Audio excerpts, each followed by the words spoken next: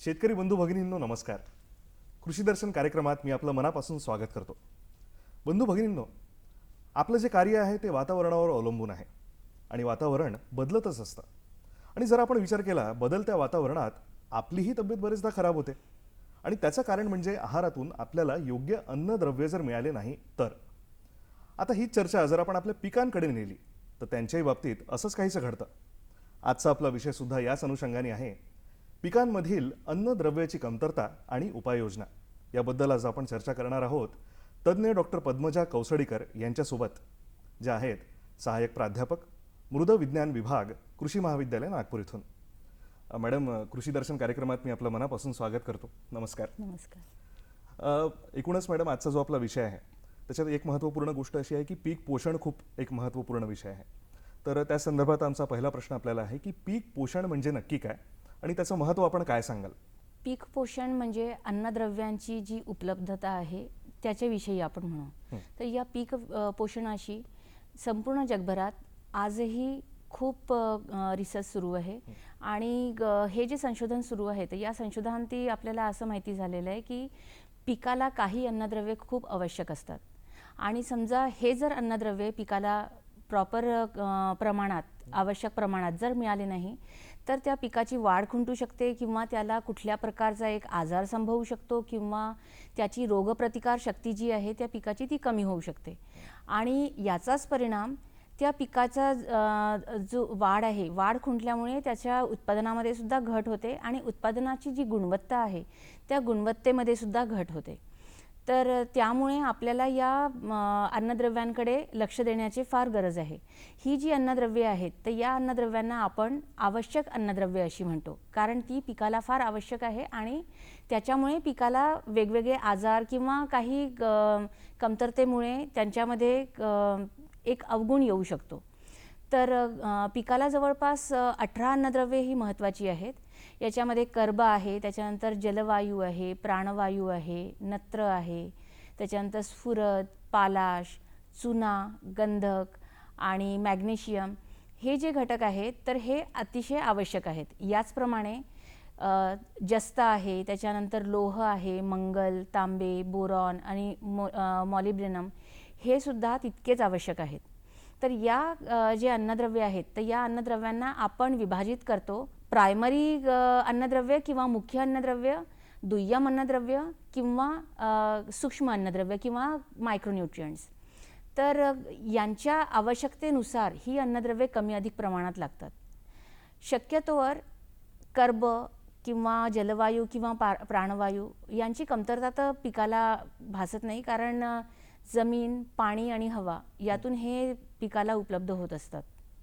आणि उरलेले जे अन्नद्रव्य आहे ते मातीतून पिकाला उपलब्ध होतात. शिवाय नत्राचा एक मोठा साठा म्हणजे सेंद्रिय पदार्थ जे मातीमध्ये कुजत असतात आणि नत्राला ते उपलब्ध करून देत असतात. आपण बरीच माहिती सांगितली की पोषण कसं काय महत्त्वाचं असतं आणि जशी आपण स्वतःची निगा राखतो कमी जास्त प्रमाणात, मला वाटतं तशीच आपण पिकांची निगा राखायला हवी असं आपलं म्हणणं आहे. तर एक विस्तृत माहिती आम्हाला द्या की जी महत्त्वाची अन्नद्रव्ये आहेत, आपण सांगितलं आपल्या आता जे आपण उत्तर दिलं त्यात, ती कुठली कुठली आहेत आणि त्याचं वाढीसाठी काय महत्त्व असावं? पिकाला कर्ब, प्राणवायू, जलवायू हे अतिशय जास्त प्रमाणात लागतात. म्हणजे पिकाचा जो एक ढाचा म्हणतो आपण किंवा त्याची जी शरीर आहे तर ते पूर्णपणे कर्ब, जलवायू आणि प्राणवायू यांनी बनलेलं असतं. तर सगळ्यात जास्त लागणारे अन्नद्रव्य म्हणजे हे 3 आहेत आणि याच्यानंतर मुख्य आणि दुय्यम अन्नद्रव्ये आहेत. जवळपास 81% एवढे मुख्य अन्नद्रव्ये पिकाला लागत असतात. म्हणजे नत्र, स्फुरद आणि पालाश हे जे अन्नद्रव्य आहे हे 81% एवढे पिकाला उपलब्ध व्हावे लागतात, तेव्हा त्या पिकाची वाढ जोमाने होत असते. दुय्यम अन्नद्रव्यांचा जर विचार केला तर दुय्यम अन्नद्रव्येसुद्धा पिकाला फार महत्त्वाची असतात. चुना, त्याच्यानंतर गंधक आणि मॅग्नेशियम हे दुय्यम अन्नद्रव्यांमध्ये येतात. सूक्ष्म अन्नद्रव्य म्हणजे जस्त, लोह, मंगल, बोरॉन, मॉलिब्डेनम आणि इतरही काही आवश्यक सूक्ष्म अन्नद्रव्ये आहेत. हे पिकाला फक्त 0.3% एवढेच लागतात. बघा, मुख्य अन्नद्रव्य, दुय्यम अन्नद्रव्य आणि सूक्ष्म अन्नद्रव्य याच्यामध्ये सगळ्यात कमी वाटा सूक्ष्म अन्नद्रव्यांचा आहे. पण तरीसुद्धा जर समजा कमतरता भासली सूक्ष्म अन्नद्रव्यांची तर सगळ्यात मोठी जी घट होते पीक उत्पादनामध्ये ती या सूक्ष्म अन्नद्रव्याद्वारेच होते. त्याच्यामुळे आपल्याला पिकाला जर हे सगळे अन्नद्रव्य पुरवायचे असतील तर आपल्याला सेंद्रिय खतांचा किंवा रासायनिक खतांचा असा आधार आपल्याला घ्यावाच लागतो आणि त्यामुळेच पिकाची एक वाढ जोमानी होते, त्याची उत्पादनाची जी क्षमता आहे ती वाढते आणि उत्पादनाची प्रत आहे त्याच्यामध्ये सुद्धा सुधारणा होते. तर मॅडम, यापुढे आम्हाला सांगा की ही जी अन्नद्रव्य आहेत तर याची कमतरता कशामुळे होऊ शकते आणि याची काही लक्षणं असतात का जी पाहिल्यावर आपल्याला कळेल की बा कमतरता आढळून येऊ शकते? ही जी आवश्यक अन्नद्रव्ये आहे ही जमिनीतच असतात, यांचा साठा जमिनीतच आहे. पण ती उपलब्ध प्रमाणात किंवा उपलब्ध याच्यामध्ये यायला काही कारणं असतात की ज्यामुळे ते उपलब्ध होतात किंवा अनुपलब्ध होतात. जमिनीमध्ये कर्ब, जलवायू, प्राणवायू आणि इतर अन्नद्रव्ये नेहमीच असतात. पण जमिनीचा सामू एक आहे की ज्याच्यामुळे अन्नद्रव्यांची उपलब्धता कमी अधिक होऊ शकते. जमिनीचा सामूह हा 2 प्रकारे आपण मोजू शकतो म्हणजे आपण त्याला एक प्रकारे विभाजित करू शकतो. जर समजा जमिनीचा सामूह 7च्या खाली असेल तर त्या जमिनीला आपण अल्कधर्मी जमीन असं म्हणतो किंवा ॲसिडिक जमीन असं म्हणतो आणि ज्यावेळेला जमिनीचा सामूह 7च्या वर जातो त्यावेळेला त्याला आपण बेसिक माती किंवा बेसिक जमीन असं म्हणतो. तर प्रत्येक प्रकारच्या जमिनीमध्ये ह्या अन्नद्रव्यांची कमतरता कमी अधिक प्रमाणात होत असते. ज्या जमिनीचा सामू खूप कमी आहे, 7पेक्षा कमी आहे, अशा जमिनींमध्ये लोहाची जी आहे ती उपलब्धता खूप जास्त वाढते आणि त्याची उपलब्धता वाढल्यामुळे तो इतर अन्नद्रव्यांच्या उपलब्धतेवर परिणाम करतो आणि परिणामी जे अन्नद्रव्ये उपलब्ध व्हायला पाहिजे ते अन्नद्रव्ये उपलब्ध होत नाहीत. त्याचप्रमाणे जर जमिनीचा सामूह हा 7पेक्षा जास्त वाढला तर अशा ठिकाणी चुन्याचे प्रमाण वाढतं आणि चुन्याचं प्रमाण वाढल्यामुळे जे सूक्ष्म अन्नद्रव्य आहेत ते पिकाला उपलब्ध होऊ शकत नाहीत. प्रत्येक अन्नद्रव्य हे पिकाला उपलब्ध झालं पाहिजे कारण प्रत्येकाची जी रोल आहे किंवा विशेषता आहे ही प्रत्येकाची वेगवेगळी आहे. तर जसं आपण नत्र म्हणतो, नत्र, स्फुरद, त्याच्यानंतर गंधक आहे, त्यानंतर मॅंगनीज आहे. तर हे अन्नद्रव्ये प्रथिनांच्या विश्लेषणासाठी किंवा त्याच्या सिंथेसिससाठी खूप महत्त्वाची असतात.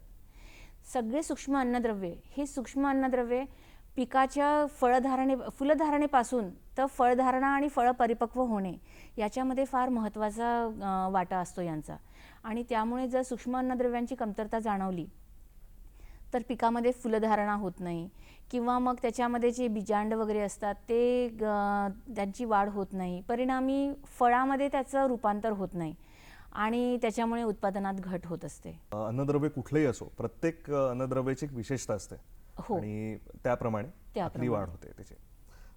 यासोबत आम्हाला सांगा की समजा अन्नद्रव्याची कमतरता झाली कुठल्या तर कशा प्रकारे आपण खतांचा वापर करू शकतो आणि ते करताना काळजी कुठली घ्यावी? अन्नद्रव्यांचे जे लक्षणं आहेत म्हणजे कमतरतेची लक्षणे ते आपल्याला पिकावर दिसतात आणि ही लक्षणे प्रत्येकाची वेगवेगळी आहे.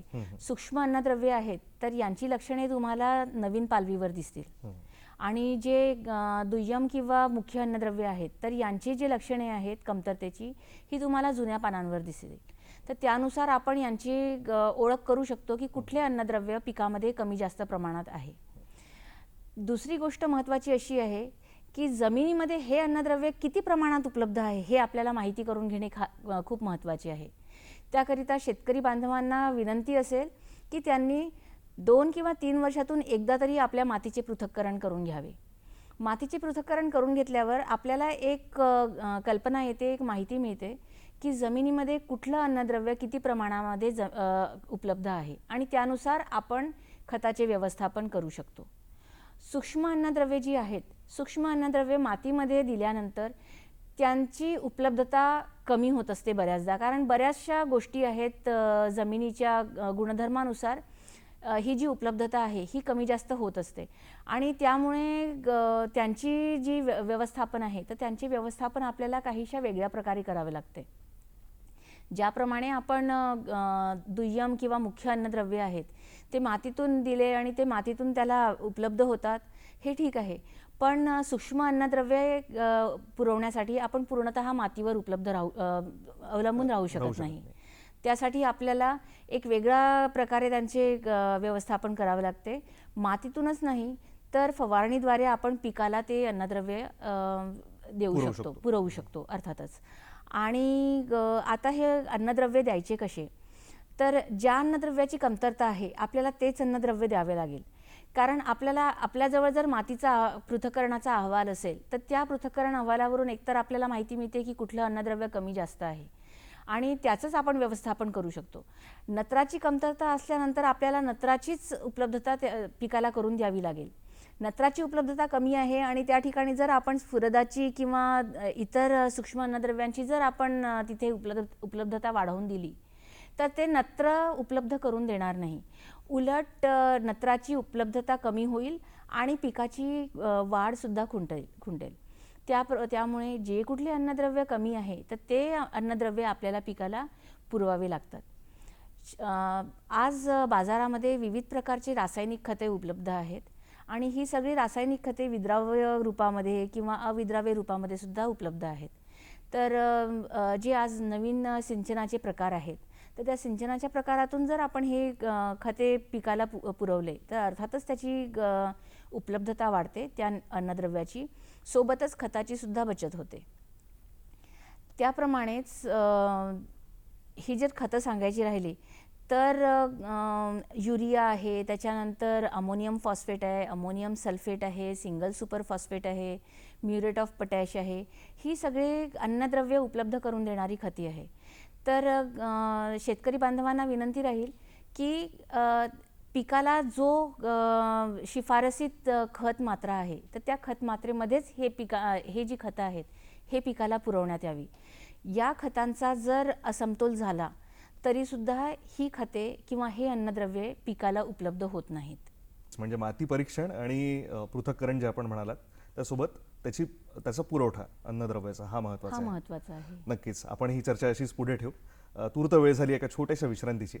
मंडळी, कुठेही जाऊ नका, पाहत रहा कृषी दर्शन कार्यक्रम. भेटूया एका छोट्याशा विश्रांतीनंतर.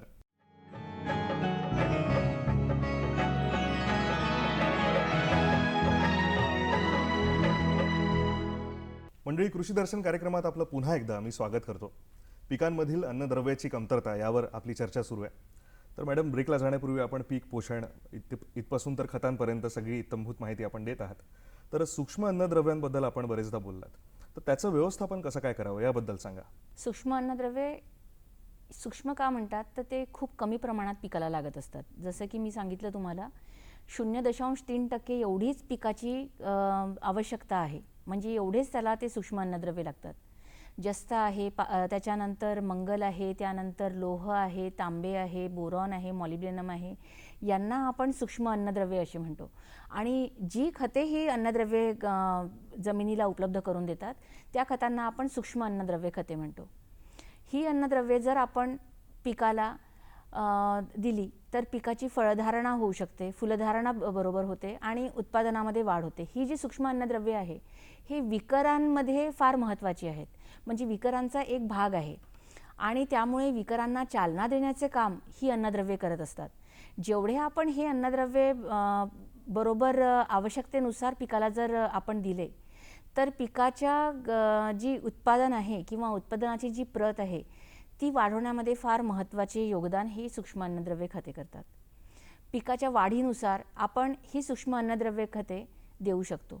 म्हणजे पिकाची सुरुवातीची अवस्था, ज्या वेळेला पीक फक्त बीजांकुरातून बाहेर येते आहे त्यावेळेला आपण ही सूक्ष्म अन्नद्रव्य खते देऊ शकतो. त्यानंतर ज्या वेळेला पीक आता फुलावर येणार आहे अशा वेळेत सुद्धा आपण ही सूक्ष्म अन्नद्रव्य खते देऊ शकतो.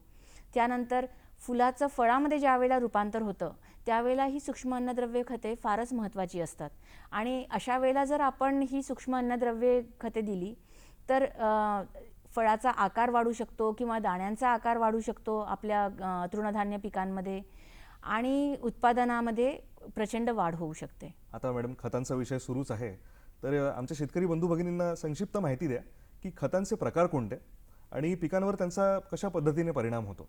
खतांचे प्रकार सांगण्यास अन्नद्रव्ये जी आहेत त्या अन्नद्रव्यांप्रमाणे आपण खतांचे प्रकार करू शकतो. म्हणजे मुख्य अन्नद्रव्य खते, त्यानंतर दुय्यम अन्नद्रव्य खते आणि त्याच्यानंतर सूक्ष्म अन्नद्रव्य खते. तर हे जे मुख्य अन्नद्रव्य खते आहेत, जर एकच अन्नद्रव्य खतामध्ये आहे तर त्याला आपण सरळ खते म्हणतो. उदाहरणार्थ युरिया आहे, त्याच्यानंतर सिंगल सुपर फॉस्फेट आहे किंवा म्युरेट ऑफ पोटॅश आहे किंवा पोटॅशियम सल्फेट आहे, यांना आपण सरळ खते म्हणतो कारण हे एकच मुख्य अन्नद्रव्य खतं देतात. जर आपण अमोनियम सल्फेट म्हटलं किंवा अमोनियम नायट्रेट म्हटलं किंवा पोटॅशियम नायट्रेट म्हटलं तर हे काय झालं, हे दोन अन्नद्रव्यांचं मिश्रण झालं आणि हे मिश्रण तयार झालेलं आहे, हे आपण केलेलं नाही आहे. फॅक्टरीमधूनच किंवा कंपन्यांमधूनच हे खत असे येतात, तर यांना आपण कॉम्प्लेक्स खते असे म्हणतो. आणि ही जी सरळ खते आहे, युरिया आहे, सिंगल सुपर फॉस्फेट आणि म्युरेट ऑफ पोटॅश, तर यांना ज्या वेळेला आपण एका विशिष्ट प्रमाणामध्ये मिक्स करून मिसळून ज्या वेळेला पिकाला देतो तर त्या पिकांना आपण मिश्र अन्नद्रव्य खते म्हणतो. तर हे मिश्र अन्नद्रव्य खते खताच्या प्रकारानुसार किंवा खताची जी कंपॅटिबिलिटी असते, म्हणजे प्रत्येक खत दुसऱ्या खतासोबत मिसळून देऊ शकत नाही आपण, तर ही सगळे विचारात करून ज्या वेळेला आपण खते बनवतो त्याला मिश्र अन्नद्रव्य खते म्हणतात. त्यानंतर दुय्यम अन्नद्रव्य खते जी आहेत तर ती सहसा पिकाला देण्याची गरज भासत नाही, कारण जे काही आपण सरळ खते देतो आहे किंवा कॉम्प्लेक्स खते देतो आहे तर या खतांमधूनच या अन्नद्रव्यांचा पुरवठा होत असतो. कॅल्शियम सिंगल सुपर फॉस्फेटमधून जात आहे, मॅग्नेशियम पण जात आहे, मॅग्नेशियम सल्फेट म्हणून खत उपलब्ध आहे, कॅल्शियम सल्फेट किंवा जिप्सम म्हणून उपलब्ध आहे, पण ही खते द्यायची फारशी गरज पडत नाही. त्यानंतर सूक्ष्म अन्नद्रव्य खते, तर जी खते सूक्ष्म अन्नद्रव्य पिकाला प्रोव्हाइड करून देतात, उपलब्ध करून देतात, त्याला आपण सूक्ष्म अन्नद्रव्य खते म्हणतो. या खतांमध्ये रासायनिक सूक्ष्म अन्नद्रव्य खते आणि ऑर्गॅनिक किंवा सेंद्रिय पण कृत्रिम अन्नद्रव्य खते असे प्रकार आहेत. तर चिलेटेड खते जे आपण आज बाजारातून विकत घेतो, EDTA किंवा त्याचे कॉम्प्लेक्स जे असतात, तर हे चिलेटेड खते म्हणजेच सेंद्रिय कृत्रिम खते आहेत सूक्ष्म अन्नद्रव्यांचे. झिंक सल्फेट आहे, झिंक ऑक्साईड आहे, फेरस सल्फेट आहे, मॅग्नस सल्फेट आहे, कॉपर सल्फेट आहेत, तर हे सगळे सूक्ष्म अन्नद्रव्य खते आहेत. तर ही सगळी जर खते आपण पिकाला दिली, पिकाला उपलब्ध करून दिली तर पिकाची एकूण वाढ बरोबर होते आणि त्याची जी क्षमता आहे प्रोड्यूस करण्याची किंवा उत्पादन देण्याची, तर ती उत्पादन देण्याची क्षमता वाढते आणि पर्यायी त्याची उत्पादनाची प्रत ही चांगली होते. सेंद्रिय असो किंवा रासायनिक कुठल्याही पद्धतीने आपण खतांचा पुरवठा बरोबर केला तर पिकांची वाढ अगदी व्यवस्थित होते असं आपलं म्हणणं आहे. बरोबर. नक्कीच. यासोबत वेळ झाली एका छोट्याशा विश्रांतीची. मंडळी कुठेही जाऊ नका, पाहत रहा कृषी दर्शन कार्यक्रम. भेटूया एका छोट्याशा विश्रांतीनंतर.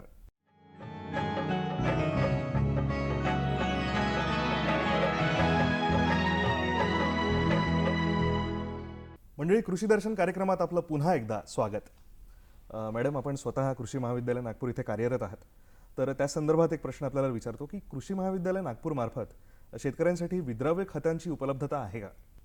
निश्चितच कृषी बांधवांसाठी आमच्याकडे आम्ही मायक्रोन्यूट्रिएंट फर्टिलायझर प्रोडक्शन युनिट म्हणून 2020ला आम्ही एक युनिट सुरू केलेलं आहे. तर या युनिटद्वारे आम्ही सूक्ष्म अन्नद्रव्य खतांचे काही ग्रेड्स तयार करतो. तर यामध्ये ग्रेड 10, ग्रेड 11 आणि ग्रेड 2 अशा 3 प्रकारचे विद्राव्य खतं आहेत जे शेतकरी बांधव आपल्या पिकांवर वापरू शकतात. ग्रेड 10 जे आहे तर शेंगावर्गीय जेवढी खते आहेत तर या सगळ्या शेंगावर्गीय खतांमध्ये आपण ग्रेड 10चा फवारणीसाठी उपयोग करू शकतो. त्याचप्रमाणे कपाशी या खतासाठी ग्रेड 11 हे उपलब्ध आहे. कपाशी या पिकासाठी या ग्रेड 11ची जे वापर आहे तो वापर वेगवेगळ्या स्टेजेसला किंवा वेगवेगळ्या पिकाच्या वाढी दरम्यान आपण करू शकतो. ग्रेड 2 जे अवेलेबल आहे तर याला ऑल पर्पज मायक्रोन्यूट्रिएंट ग्रेड असं आम्ही म्हणतो. म्हणजे कुठल्याही प्रकारच्या पिकावर आपण हा ग्रेड 2 वापरू शकतो. जवळपास 25 ml कुठल्याही प्रकारचं ग्रेड 10, ग्रेड 11 किंवा ग्रेड 2 25 ml प्रति 10 लिटर पाण्यामध्ये मिसळून आपण याची फवारणी पिकावर घेऊ शकतो, जेणेकरून पिकाची वाढ होते. आणि मॅडम सरतेशेवटी आमचे जे शेतकरी बंधू भगिनी आहेत त्यांना आपण काय सल्ला द्याल? सरतेशेवटी शेतकरी बंधूंना भगिनींना एवढीच विनंती आहे की त्यांनी आपल्या मातीकडे लक्ष द्यावे, मातीचे पृथक्करण वेळोवेळी करून घ्यावे. कारण जोपर्यंत आपली माती सशक्त नाही आहे, जोपर्यंत आपली माती सुपीक नाही आहे, तोपर्यंत पिकाची वाढ होणे नाही आहे. मातीमध्ये ज्या वेळेला अन्नद्रव्य हे उपलब्ध प्रमाणात येतील त्याच वेळेला आपली माती आपल्या पिकाला सपोर्ट करेल आणि त्यानेच मला वाटते की आपला उदरनिर्वाह शेतीविश्व जे आहे. हो ते जागं राहील. नक्कीच. म्हणजे सशक्त माती आणि खतांचा योग्य वापर आणि पिकाला पोषण हा एक गुरुमंत्र आपण दिलात या कार्यक्रमात. तर नक्कीच मॅडम, आपण वेळात वेळ काढून कृषी दर्शन कार्यक्रमात आलात आणि इतक्या महत्त्वपूर्ण माहितीवर आपण चर्चा केलीत. शेतकरी बंधू भगिनींना नक्कीच याचा फायदा होणार आहे. कृषी दर्शन कार्यक्रमात आल्याबद्दल आपले खूप खूप धन्यवाद मॅडम. नमस्कार.